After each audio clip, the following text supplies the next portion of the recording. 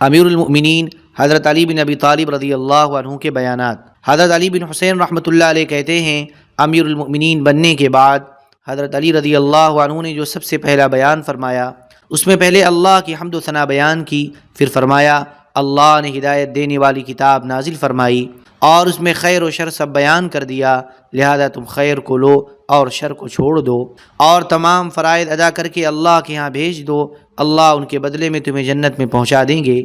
اللہ تبارک و تعالیٰ نے بہت سی چیزوں کو قابل احترام بنایا ہے جو سب کو معلوم ہے، لیکن ان تمام چیزوں پر مسلمانوں کی حرمت کو فوقیت عطا فرمائی ہے، اور اللہ نے اخلاص اور وحدانیت کے یقین کے ذریعے مسلمانوں کو مضبوط کیا ہے، اور کامل مسلمان وہ ہے جس کی زبان اور ہاتھ کی ناحق تکلیف سے تمام لوگ محفوظ رہیں۔ کسی مسلمان کو ایذا پہنچانا حلال نہیں ہے، البتہ قصاص اور بدلے میں جو تکلیف دینا شرعاً واجب ہو جائے اس کی اور بات ہے۔ قیامت اور موت کے آنے سے پہلے پہلے اعمال صالحہ کر لو، کیونکہ بہت سے لوگ تم سے آگے جا چکے ہیں اور تمہارے پیچھے قیامت آ رہی ہے جو تمہیں ہانک رہی ہے۔ ہلکے پھلکے رہو، یعنی گناہ نہ کرو، اگلوں سے جا ملو گے، کیونکہ اگلے لوگ پچھلوں کا انتظار کر رہے ہیں۔ اللہ کے بندوں اور شہروں کے بارے میں اللہ سے ڈرو، تم سے ہر چیز کے بارے میں پوچھا جائے گا، حتیٰ کہ زمین کے ٹکڑوں اور جانوروں کے بارے میں بھی پوچھا جائے گا۔ اللہ کی اطاعت کرو، اس کی نافرمانی نہ کرو۔ جب تمہیں خیر کی کوئی چیز نظر آئے تو اسے لے لو، اور جب شر نظر آئے تو اسے چھوڑ دو، اور اس وقت کو یاد رکھو جب تم تھوڑے تھے اور سرزمین مکہ میں تم کمزور سمجھے جاتے تھے۔ ایک مرتبہ حضرت علی رضی اللہ عنہ نے بیان فرمایا جس میں ارشاد فرمایا، آدمی سے اس کے کنبہ کو اتنے فائدے حاصل نہیں ہوتے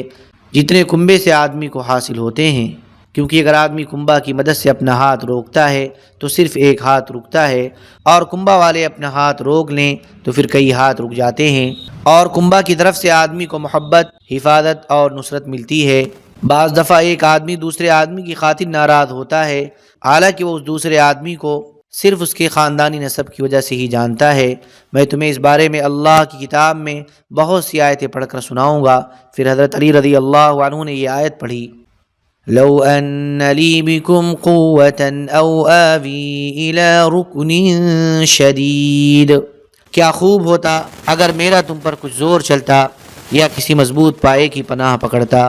اس کے بعد حضرت علی رضی اللہ عنہ نے فرمایا،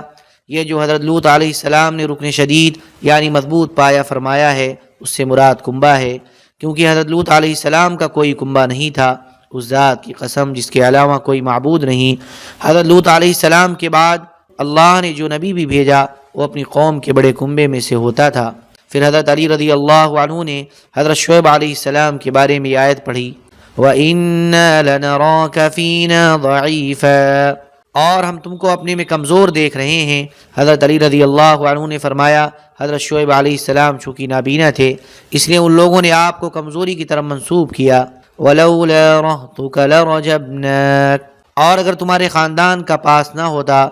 تو ہم تم کو سنگسار کر چکے ہوتے۔ حضرت علی رضی اللہ عنہ نے فرمایا، اس ذات کی قسم جس کے سوا کوئی معبود نہیں، انہیں اپنے رب کے جلال کا ڈر تو تھا نہیں، البتہ حضرت شعیب علیہ السلام کے خاندان کا ڈر تھا۔ حضرت شعبی رحمۃ اللہ علیہ کہتے ہیں، جب رمضان شریف آتا تو حضرت علی رضی اللہ عنہ بیان فرماتے اور اس میں یہ ارشاد فرماتے، یہ وہ مبارک مہینہ ہے جس کے روزے کو اللہ نے فرض کیا اور اس کی تراویح کو ثواب کی چیز بنایا لیکن فرض نہیں کیا، اور آدمی کو یہ بات کہنے سے بچنا چاہیے کہ جب فلاں روزہ رکھے گا تو میں بھی رکھوں گا، اور جب فلاں روزہ رکھنا چھوڑ دے گا تو میں بھی چھوڑ دوں گا۔ غور سے سنو، روزہ صرف کھانے پینے کے چھوڑنے کا نام نہیں ہے، بلکہ انہیں تو چھوڑنا ہے ہی، لیکن اصل روزہ یہ ہے کہ آدمی جھوٹ، غلط اور بیہودہ باتوں کو بھی چھوڑ دے۔ توجہ سے سنو، رمضان کے مہینے کو اس کی جگہ سے آگے نہ لے جاؤ، وہیں رہنے دو۔ اس لیے جب تمہیں رمضان کا چاند نظر آ جائے تو روزے شروع کر دو، اور جب عید کا چاند نظر آئے تو روزے رکھنے چھوڑ دو، اور اگر رمضان کی 29 کو غروب کے وقت ابر ہو تو پھر مہینے کی 30 کی گنتی پوری کرو۔ حضرت شعبی کہتے ہیں، حضرت علی رضی اللہ عنہ یہ تمام باتیں فجر اور عصر کے بعد کہا کرتے۔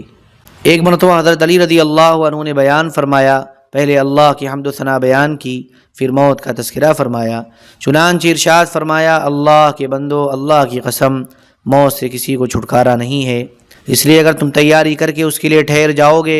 تو بھی وہ تمہیں پکڑ لے گی، اور اگر اس کے لیے تیاری نہیں کرو گے بلکہ اس سے بھاگو گے تو بھی وہ تمہیں آ پکڑے گی۔ اس لیے اپنی نجات کی فکر کرو اور جلدی کرو، جلدی کرو۔ اور ایک چیز تلاش میں تمہارے پیچھے لگی ہوئی ہے جو بہت تیز ہے، اور وہ ہے قبر۔ لہذا قبر کے بھیجنے سے، اس کی اندھیری سے اور اس کی وحشت سے بچو۔ غور سے سنو، قبر یا تو جہنم کے گڑھوں میں سے ایک گڑھا ہے یا جنت کے باغوں میں سے ایک باغ ہے۔ غور سے سنو، قبر روزانہ 3 مرتبہ یہ اعلان کرتی ہے، میں تاریکی کا گھر ہوں، میں کیڑوں کا گھر ہوں، میں تنہائی کا گھر ہوں۔ غور سے سنو،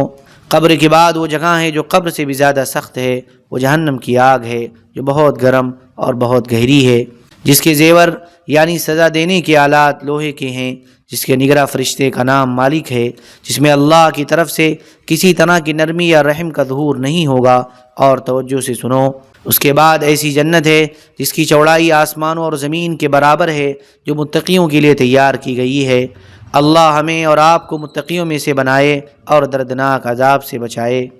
حضرت اسبغ بن نباتہ بھی اسی بیان کو اسی طرح نقل کرتے ہیں کہ ایک دن حضرت علی رضی اللہ عنہ ممبر پر تشریف فرما ہوئے۔ پہلے انہوں نے اللہ کی حمد و ثنا بیان کی اور موت کا ذکر کیا، اور پھر پچھلی حدیث جیسا مضمون ذکر کیا، اور قبر جو یہ اعلان کرتی ہے کہ میں تنہائی کا گھر ہوں۔ اس کے بعد اس روایت میں یہ ہے کہ غور سے سنو، قبر کے بعد قیامت کا ایک ایسا دن ہے جس میں بچے بوڑھے ہو جائیں گے اور بوڑھے مدہوش، اور تمام حمل والیاں دن پورے ہونے سے پہلے ہی اپنا حمل ڈال دیں گی۔ اور اے مخاطب، تمہیں لوگ نشے کی حالت میں نظر آئیں گے، حالانکہ وہ نشے میں نہیں ہوں گے، لیکن اس دن اللہ کا عذاب بہت سخت ہوگا۔ اور ایک روایت میں اس کے بعد یہ ہے کہ پھر حضرت علی رضی اللہ عنہ رونے لگے اور ان کے ارد گرد تمام مسلمان بھی رونے لگے۔ حضرت صالح اجری رحمۃ اللہ علیہ کہتے ہیں، ایک دن حضرت علی بن ابی طالب رضی اللہ عنہ نے بیان فرمایا، پہلے اللہ کی حمد و ثنا بیان کی، پھر نبی کریم صلی اللہ علیہ وسلم پر درود بھیجا، پھر فرمایا، اللہ کے بندو، دنیاوی زندگی تمہیں دھوکے میں نہ ڈال دے، کیونکہ یہ ایسا گھر ہے جو بلاؤں سے گھرا ہوا ہے، اور جس کا ایک دن فنا ہو جانا مشہور ہے، اور جس کی خاص صفت بدعہدی کرنا ہے، اور اس میں جو کچھ ہے وہ زوال پذیر ہے، اور دنیا اپنی جگہ بدلتی رہتی ہے، کبھی کسی کے پاس اور کبھی کسی کے پاس، اور اس میں اترنے والے اس کے شر سے ہرگز نہیں بچ سکتے، اور دنیا والے خوب فراوانی اور خوشیوں میں ہوتے ہیں، اور اچانک آزمائش اور دھوکے میں آ جاتے ہیں۔ دنیا کے عیش و عشرت میں لگنا قابل مذمت کام ہے، اور اس کی فراوانی ہمیشہ نہیں رہتی، اور دنیا والے خود دنیا کے لیے نشانہ ہیں، ان پر دنیا اپنے تیر چلاتی رہتی ہے اور موت کے ذریعے انہیں توڑتی رہتی ہے۔ اللہ کے بندو، تمہارا دنیا کا راستہ ان لوگوں سے الگ نہیں ہے جو دنیا سے جا چکے ہیں، جن کی عمریں تم سے زیادہ لمبی تھیں، اور جن کی پکڑ تم سے زیادہ سخت تھی، اور جنہوں نے تم سے زیادہ شہر آباد کیے تھے، اور جن کی آبادی کے نشانات بہت زیادہ عرصے تک رہے تھے، اور ان کی آوازوں کا شور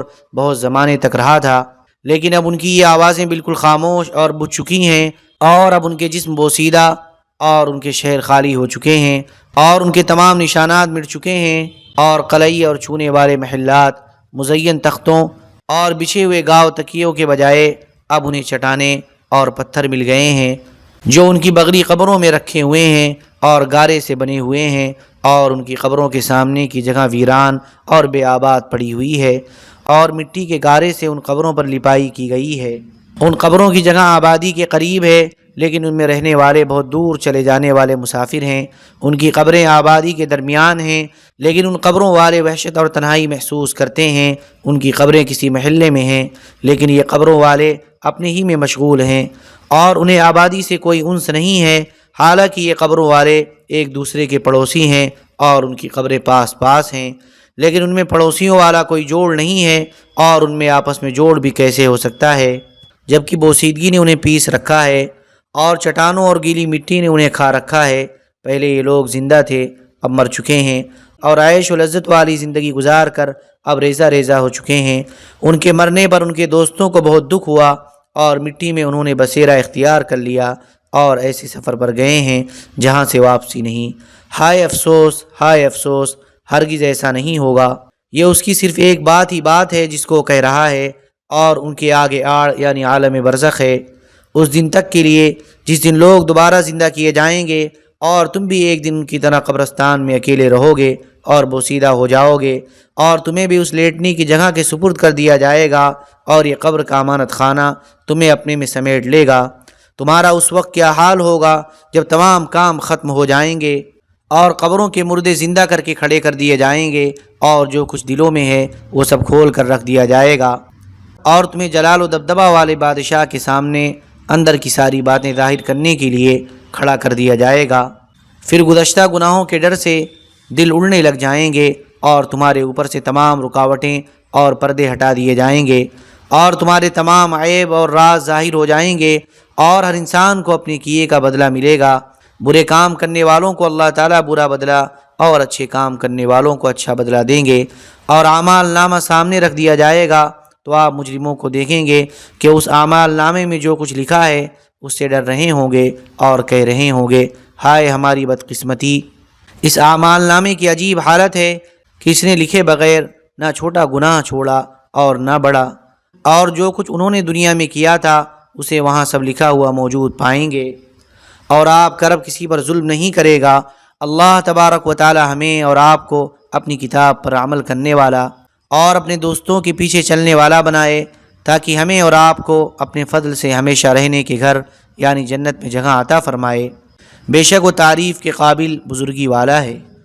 ابن جوزی نے حضرت علی رضی اللہ عنہ کے اسی بیان کو تفصیل سے ذکر کیا ہے، لیکن شروع میں اس مضمون کا اضافہ کیا ہے کہ حضرت علی بن ابی طالب رضی اللہ عنہ نے بیان فرمایا اور ارشاد فرمایا، تمام تعریفیں اللہ ہی کے لیے ہیں، میں اسی ذات کی تعریف کرتا ہوں اور اسی سے مدد طلب کرتا ہوں اور اسی پر ایمان لاتا ہوں اور اسی پر بھروسہ کرتا ہوں، اور اس بات کی گواہی دیتا ہوں کہ اللہ کے سوا کوئی معبود نہیں، وہ اکیلا ہے، اس کا کوئی شریک نہیں، اور حضرت محمد صلی اللہ علیہ وسلم اللہ کے بندے اور رسول ہیں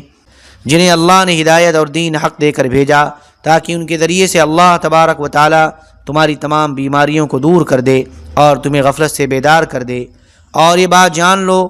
کہ ایک دن تم لوگوں نے مرنا ہے، اور مرنے کے بعد قیامت کے دن تم لوگوں کو اٹھایا جائے گا اور اعمال پر لا کر کھڑا کر دیا جائے گا، اور پھر ان اعمال کا بدلہ تمہیں دیا جائے گا، لہذا دنیاوی زندگی تمہیں دھوکے میں نہ ڈال دے۔ پھر آگے پچھلی حدیث جیسا مضمون ذکر کیا۔ اللهم صل على سيدنا وحبيبنا ومحبوبنا ومولانا محمد وبارك وسلم، سبحان ربك رب العزة عما يصفون وسلام على المرسلين والحمد لله رب العالمين۔